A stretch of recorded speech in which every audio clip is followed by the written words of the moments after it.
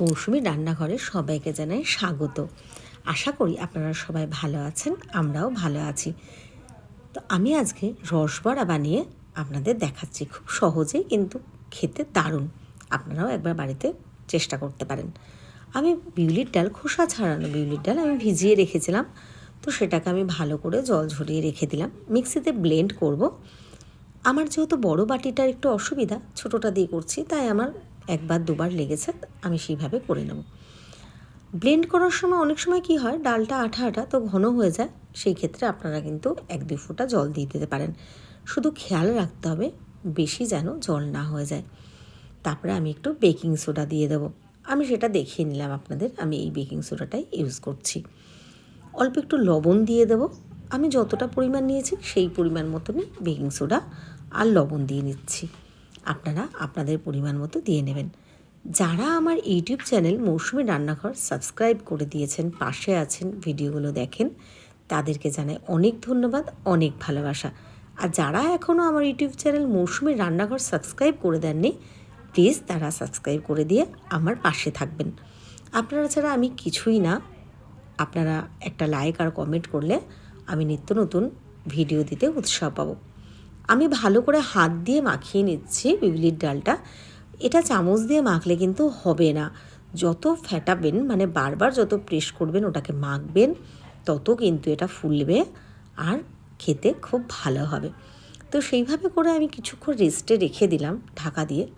এরপরে আমি একটা কড়াইয়ের মধ্যে সাদা তেল গরম করে নিলাম। আমি বড়াগুলো আস্তে আস্তে দিতে থাকছি। আপনারা কিন্তু দেখেই জিনিসটা বুঝতে পারছেন যে কতটা ফ্লপি হয়েছে, ভালো হয়েছে। তেলে দেওয়ার সাথে সাথেই বড়াটা কিন্তু ভেসে যাচ্ছে, মানে খুব ভালো হয়েছে, ফ্লপি হয়েছে, একদম স্পঞ্জের মতন। তো এইভাবে আমি বড়াগুলো সবগুলো ভেজে নেব। হ্যাঁ, এখানটা আমি সাদা বড়া কিছুটা বানাবো আর কিছুটা কালার বড়া বানাবো।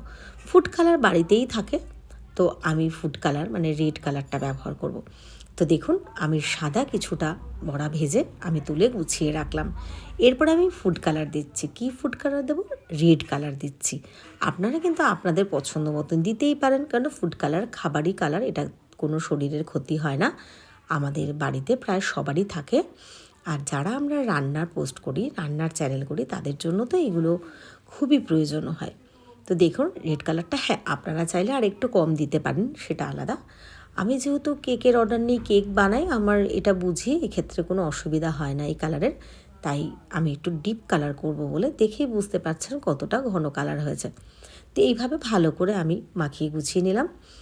আবারও কড়াইটা গরম করে নিলাম, কিন্তু হ্যাঁ, গ্যাসটা কিন্তু একদম কম করে নিতে হবে, কারণ বড়াগুলো না হলে পুড়ে যাবে, ভেতর থেকে কাঁচা থেকে যাবে, উপর থেকে কিন্তু পুড়ে যাবে, আর এই সুন্দর কালারটা আসবে না, কালারটা একটু অন্যরকম হয়ে যাবে। আর ব্যাটারটা যে কত ভালো হয়েছে দেখুন, আমার হাত থেকে একটু অংশ পড়ে গেছে, তো ওটা পুরো ভাসছে, মানে এটাতেই কিন্তু আপনি বুঝবেন যে ব্যাটারটা কত সুন্দর হয়েছে, কত ভালো হয়েছে। কি ভালো লাগছে দেখতে না, কালারফুল কালারগুলো কত ভালো লাগছে। গ্যাসটা একদমই কমিয়ে দিয়েছি। তো আস্তে আস্তে আমার বড়াগুলো কিন্তু রেডি হয়ে গেছে। রসবড়া বানাবো, খাবো, এটা তো একটা আলাদা ব্যাপার, কিন্তু বড়াগুলো কি ভালো লাগছে দেখতে। এইভাবে না সাজিয়ে আর লোভটা সামলাতে পারলাম না, কত সুন্দর লাগছে, তাই না? তো এইবার কিন্তু রস বানানোর পালা। তো রস কীভাবে বানাবো? আমি একটা কড়াইয়ের মধ্যে আগে অল্প একটু জল দিয়ে নিয়েছি। হয়তো জলটা বুঝতে পারছেন না, যেহেতু কড়াইটা এই রকম কালারটা, তাই দেখুন এবার ফুটছে, বোঝা যাচ্ছে। আগে কিন্তু বেশি জল দিইনি। তারপরে আমি এলাচ থ্যাতো করে একটুখানি, মানে হাত দিয়ে ভেঙে জাস্ট একটু থ্যাতো করে নিয়েছি, তারপরে আমি দিয়ে দিয়েছি। আমি 2টো এলাচ দিয়ে দিয়েছি, আপনারা চাইলে বেশি কম দিতেই পারেন। তারপরে চিনি দেব। তো এটারও রসটা বানানোর একটা ব্যাপার থাকে, যে যতটা জল দেবেন ততটা সেই কাপে মেপে কিন্তু চিনি দিলে হয়ে যায়। আর এটার একটা ব্যাপার, মিষ্টি মিষ্টি কিন্তু চাইলে মানে রসটা একটু পাতলা বা ঘন সেটাও বানাতে পারেন। যেহেতু আমরা বাড়িতেই খাবো, এই খাবারগুলো তো শুধু রান্না করে ওরকম ব্যাপার না, আমাদেরই খেতে হয়, আমাদের পরিবারের মানুষজনই আমরা খাই, তাই আমাদের মতনভাবেই কিন্তু আমরা বানিয়ে নিতে পারবো।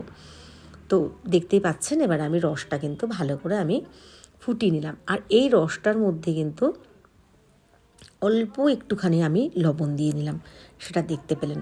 তারপরে আমি ভালো করে বেশ রসটা জাল দিয়ে নিচ্ছি।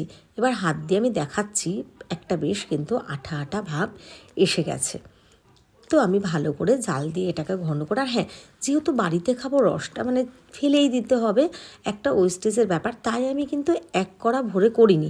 আপনারা যদি মনে করেন যে হ্যাঁ আরও আমি একদম বেশি করে দেব বা শো করব বেশি করে, তাহলে কিন্তু রসটা আরেকটু বেশি পরিমাণ বানিয়ে নিতেই পারেন।